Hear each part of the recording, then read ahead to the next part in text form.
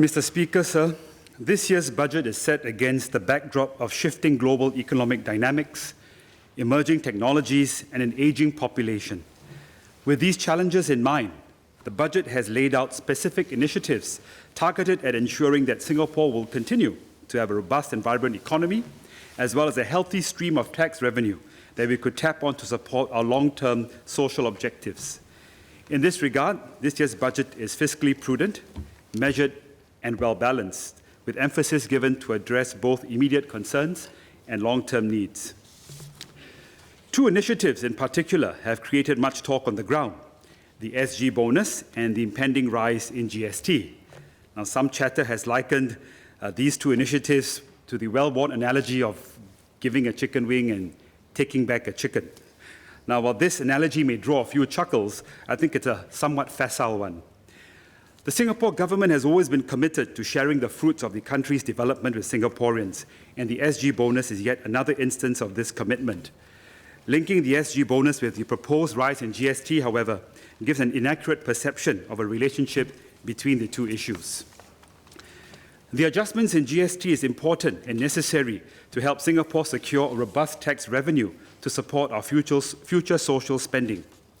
However, I believe that while the lower income and middle income group will pay more of this consumption tax when GST is eventually increased, the government must continue its current policy such that they receive a corresponding increase in tax transfers and subsidies, so that the increase in GST will result in a positive net transfer to these groups.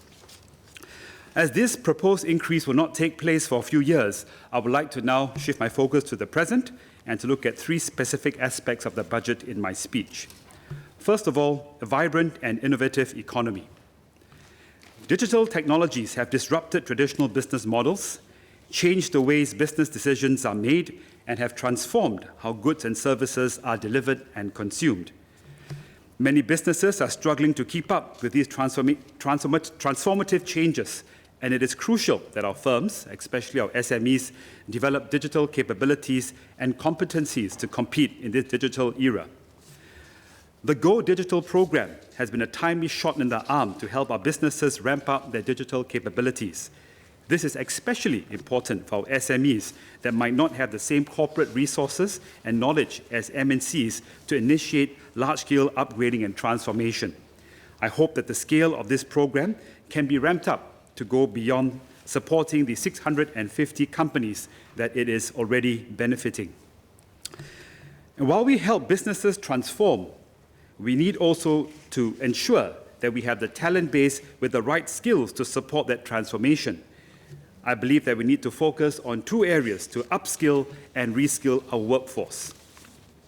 Firstly, we need to put in place a robust continuous education framework to benefit employees working in industries where jobs are increasingly being automated.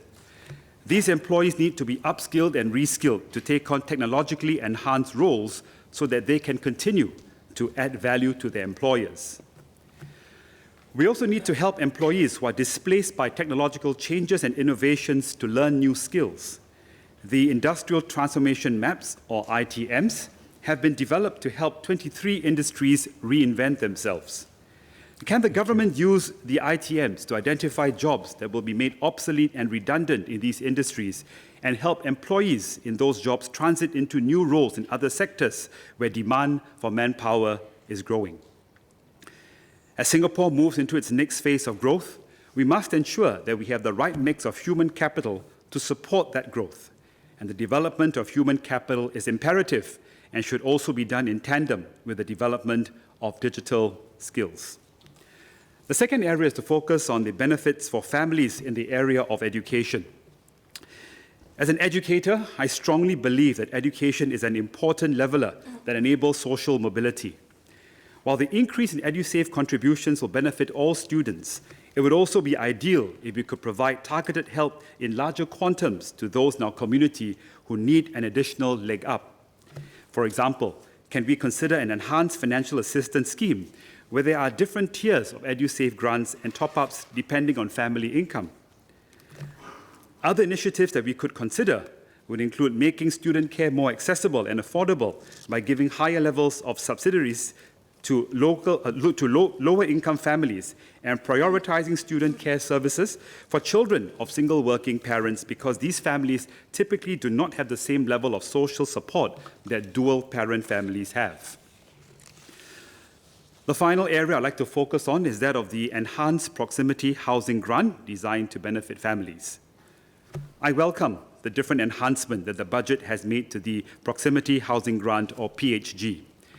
I believe that these enhancements will, in the long run, promote family ties and encourage family members to live near one another. Having an extended family living close to each other will provide a much-needed social support network. This is especially important in Singapore's aging society, where dual-income families are norms rather than exceptions. As such, grandparents are great sources of support for grandchildren when parents are out at work, and the daily interaction between grandchildren and grandparents are wonderful ways to keep the elderly mentally and physically active and engaged.